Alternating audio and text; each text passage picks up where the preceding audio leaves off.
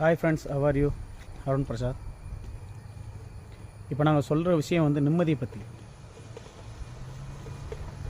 நிம்மதின்றது வாழ்க்கையில் வந்து ஒரு முக்கியமான விஷயம் எல்லாத்துக்குமே. அந்த நிம்மதி வந்து உங்களுக்கு எப்படி கிடைக்கும்னு நினச்சிங்கன்னா சிம்பிள் கான்செப்ட் தான், வேறு ஒன்றும் இல்லை, பெரிய விஷயமே கிடையாது. நம்ம எல்லோரும் என்ன நினைக்கிறோம், அடுத்தவனை அடித்து பிழைக்கணும், அடுத்தவனை ஏமாற்றி பிழைக்கணும், அடுத்தவனை என்னென்னமோ பண்ணி பிழைக்கணும், காலை வாரி விட்டு பிழைக்கணும் நம்ம நினைக்கிறோம்ல. அந்த நினைக்கிறதுல வந்து நிம்மதி வராது. உங்களுக்கு நிம்மதி இல்லை, தூக்கம் கூட வராது. அதில் உண்மையான விஷயம் என்னாண்டா, அடுத்தவங்களுக்கு கொஞ்சமாவது உதவுங்க, கஷ்டப்படுறவங்களுக்கு உதவுங்க. அம்மா அப்பா பொண்டாட்டி பிள்ளை சொந்தம் பந்தம் உறவு இவங்களை வந்து ஏமாற்றாமல் வாழுங்க. அந்த ஏமாற்றாமல் வாழ்ந்தாலே மனசு சுத்தமாகும். மனசு சுத்தமானால் உன்னோட எண்ணங்களும் சுத்தமாகும்.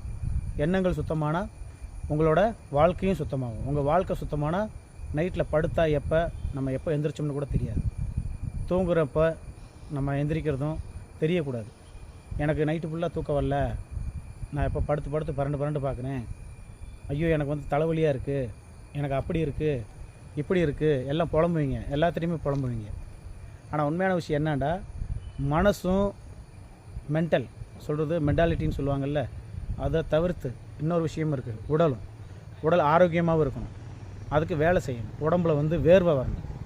ஒரு நாளைக்கு குறைஞ்சது நம்ம உடம்புலேருந்து ஒரு 100 கிராமாவது வேர்வை வெளியேறினா தான் நம்ம வாழ்கிற வாழ்க்கைக்கு அர்த்தம். எப்பயுமே வந்து நம்ம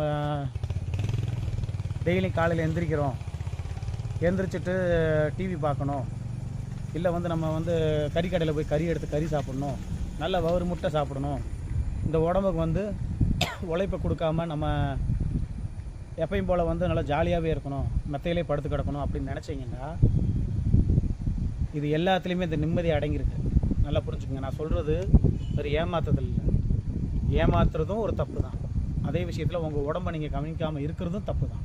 அதே விஷயத்தில் அதிகமாக சாப்பிட்றதும் தப்பு தான்.